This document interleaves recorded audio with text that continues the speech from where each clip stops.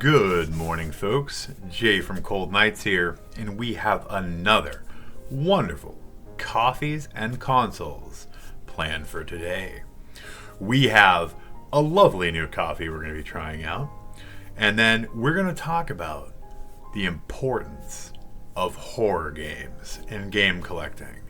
And then we're going to go over my 5 most valuable PS2 horror games. And tomorrow, we're going to go over the 5 PS2 horror games I wish I had in my collection. So, without further ado, let's take a look at what we have today for coffee. We have Starbucks Coconut Mocha. Toasted Coconut Mocha. So, we are borrowing Crazy Cat's mug from the wife. Cute little cat on there. One of our older mugs. And I'll tell you, the aroma coming off this one is wonderful. You can really get the toasted coconut and a little hint of that mocha. We did put some milk and a little bit of Splenda in. Let's see how it came out. Wow. You can really taste that. And it's so nice and warm. A lot of times I'll brew up the coffee and then I'll be like looking for the games that I'm going to feature, and it takes me forever to find them.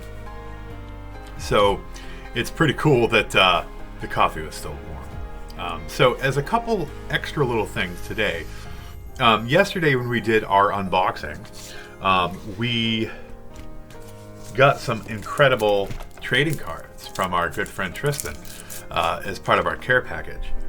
And I was going to maybe do a short for it, but I figured it'd be more fun to open them and show them off to you guys on the stream, because they are definitely video game related. So the first one I have is Capcom Platinum Series. Now I'm not sure if these are TCG cards or if these are just collector's cards, but I'm excited to open them regardless. So we're going to go ahead and get started here. We are opening them on up. And let's see, this is definitely a TCG. Okay, we got some pretty cool looking, trying to take a look and see which one of these would be the coolest to show off to you guys.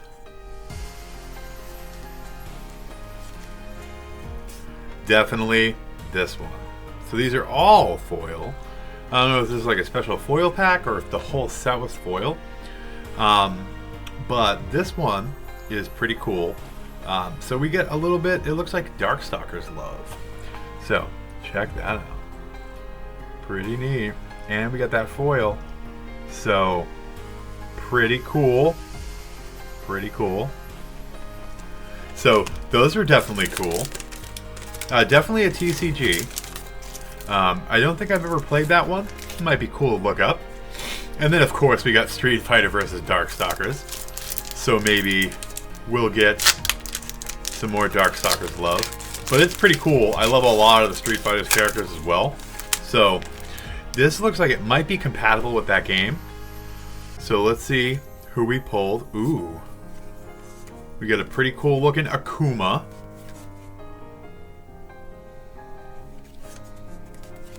Huh.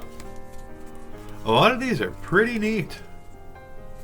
Alright, so I think the coolest one out of this one is definitely this Akuma card. Pretty neat. Love it. Alright. And I have so many TCGs. I love collecting, but these ones are always super special. These are the Final Fantasy ones. So we're all going to know and love all these characters for sure. Some of the fighting game ones or Capcom ones might be a little obscure. These will not be. And these have one of the rip open things. So let's see what kind of cool cards we got here. I'm already seeing some really cool stuff. Huh.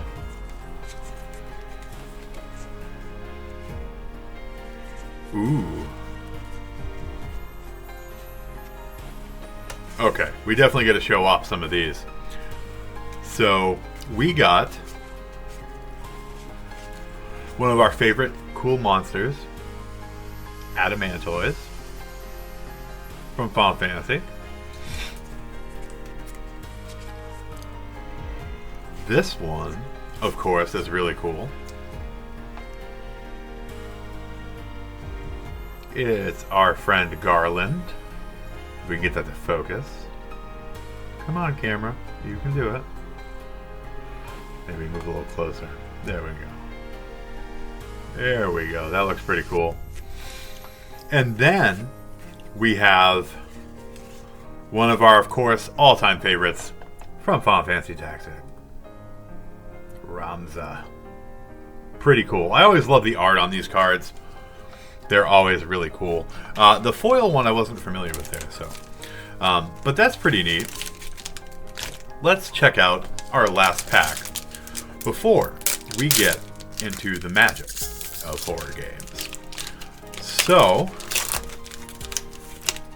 what did we pull this time? Nice. That's cool. Well, that's definitely a cool one. Oh!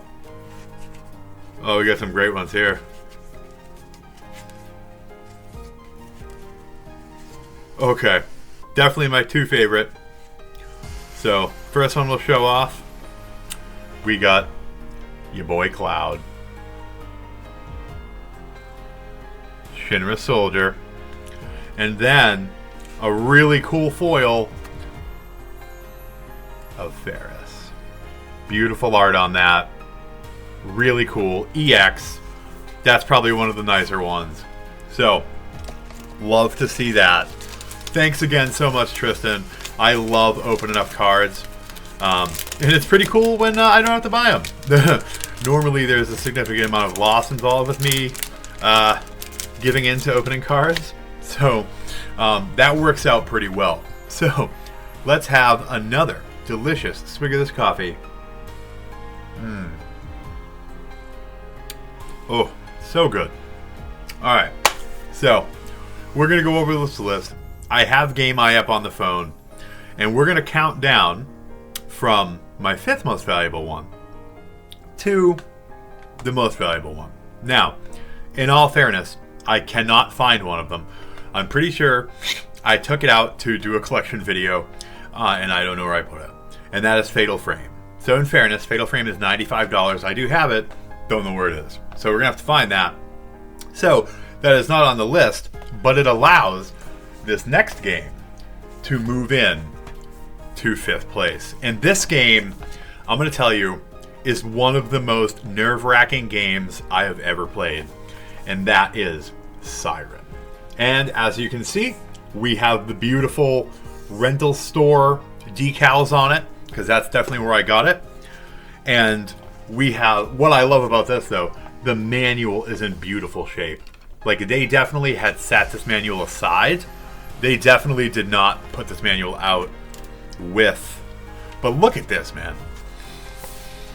Love the character descriptions. And in this game, remember, if you're familiar with Siren, the characters were like photorealistic almost.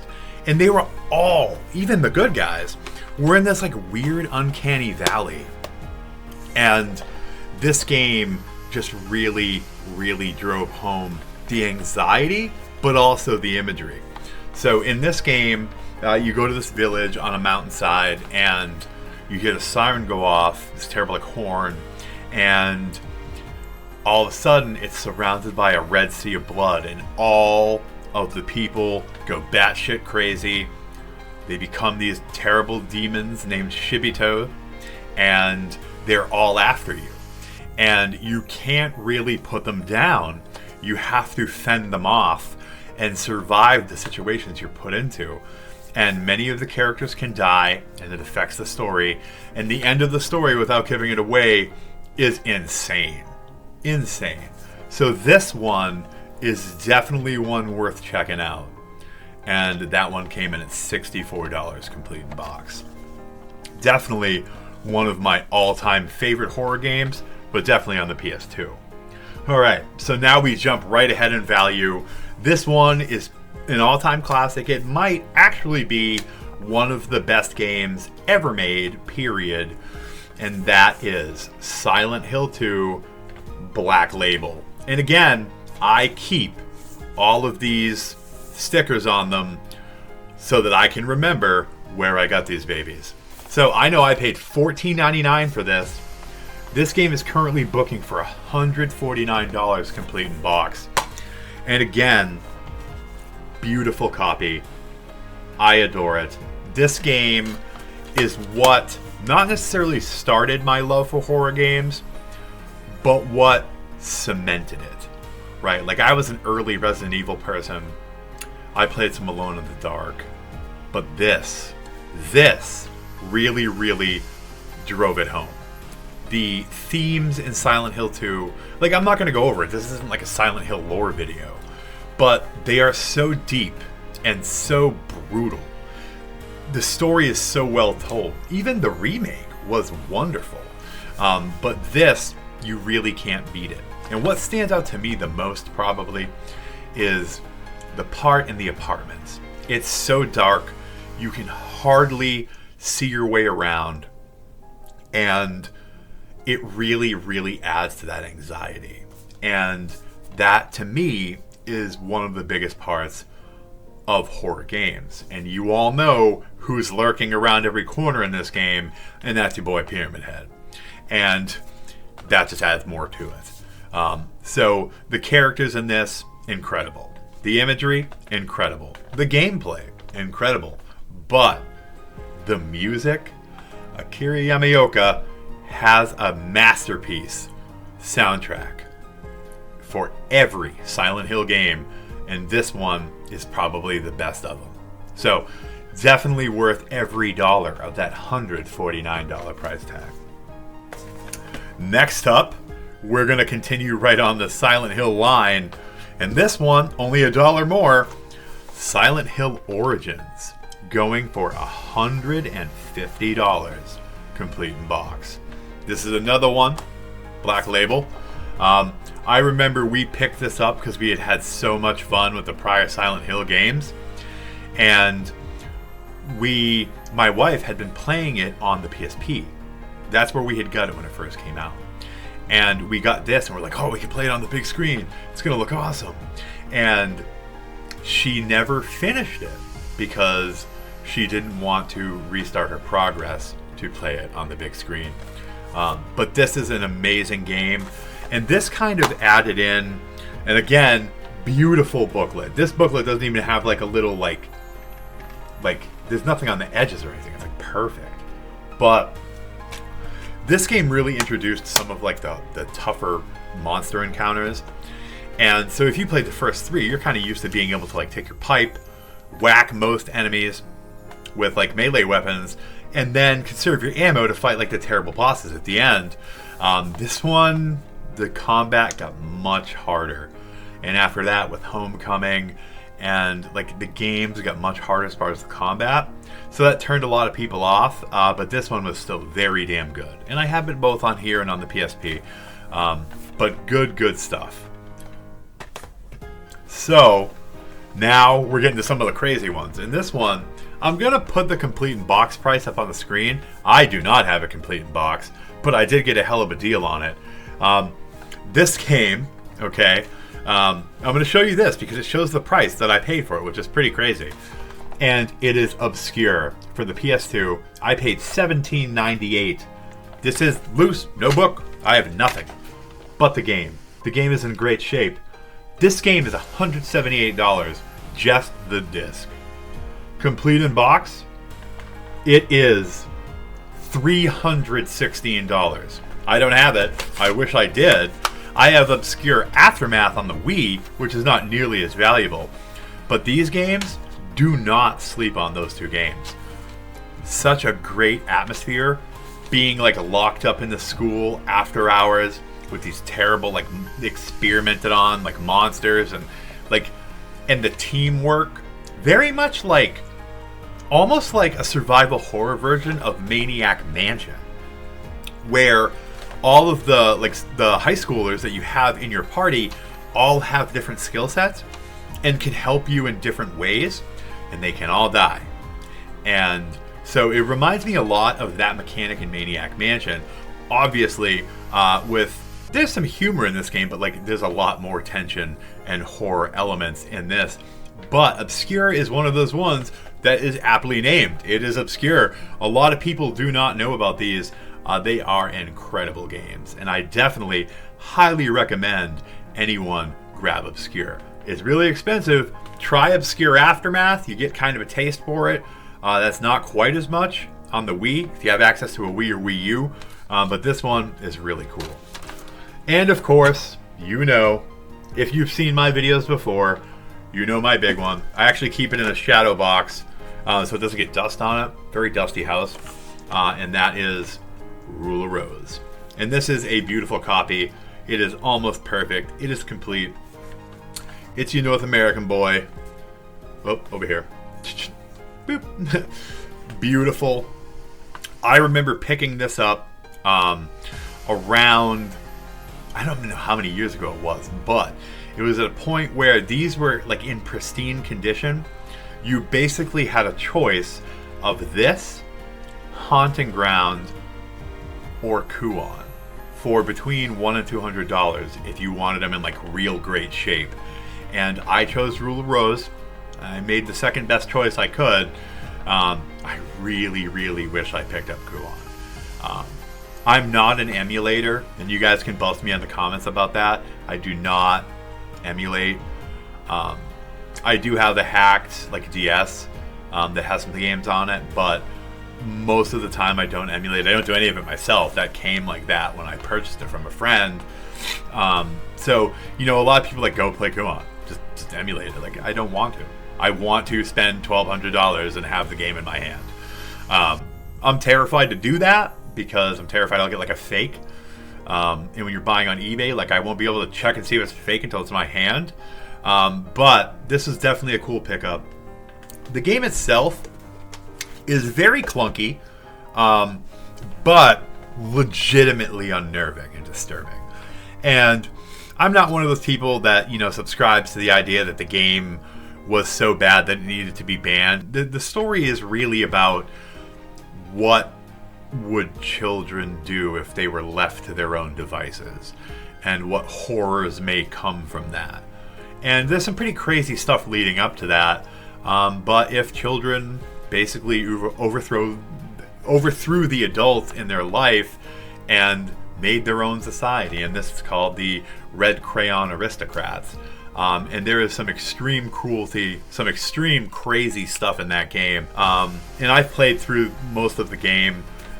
So definitely, if you want to pick that up, it's definitely going to be creepy and deals with stuff like animal abuse. Definitely, like, bad stuff happens, but it's not anything like that. I think that was a lot of fear-mongering by people during that time that were pushing the whole, you know, video games are evil and souring our children narrative, which I hate. Censorship is one of the worst things ever. But guys, those are my 5 most valuable PS2 horror games. I love them all. I would never give them away. Tomorrow, we're going to feature the 5 horror games I want the most for the PS2. But yeah, I'm having a great time. Love that coconut flavor. I'm having a great time doing these videos, and I really hope that you're enjoying them. Just sitting down and casually talking about the retro games we love. And I will cover some modern stuff. I think I'm going to cover some Switch stuff coming up after the Switch 2 launch. Speaking of that, pretty exciting. If you go into like Walmarts and Targets, a lot of them are starting to set up their modulars, which is like basically the map of the shelving in their cases. And they already have the prices and stuff up. So it's pretty exciting, even though I'm not biting on a Switch 2, to go into Walmart or Target and see that, you know, Mario Kart World's there for $79.99, and the Switch 2 is going to be down at the bottom, and then they have all the accessories. Some of like the cases and stuff, and some of the controllers that can be used for both are already out there. Obviously, no one has any of the games of the Switch 2s out for sale yet, but it's cool to see the price tags and to know that that's where it's going to be at your Target or that's where it's going to be at your Walmart. So that's kind of exciting. You know, I really wish I could be more happy about the launch. There's certainly some games I'm excited for, and I think I'll probably do a video on the good in the Switch 2, because I don't want to be a negative Nancy, but it's exciting to see that. But yeah, guys, definitely check out the Starbucks Toasted Coconut Mocha. Pretty darn good. I did have some people reach out saying that they wanted to donate either coffee or mugs. Guys, I would love that. If you want to, follow me on Twitter or hit me on Discord, Cold Nights Gaming on both. I think on Twitter it's Cold Nights Gami1 because I got locked out of my original handle. But definitely find me there. I would love to arrange that. I would love to do a shout out and show off the things you send me. And I'm not one of those people that's going to beg you for games or money or anything like that. I would appreciate you guys subscribing to the channel. It would be awesome if people sent in coffee or mugs, and I would love to show them off. So yeah, if you want to do that, definitely hit me up, but definitely subscribe and definitely share out the video because we're having a great time making these. So I appreciate you guys coming out. And as always, stay creepy. Bye, guys.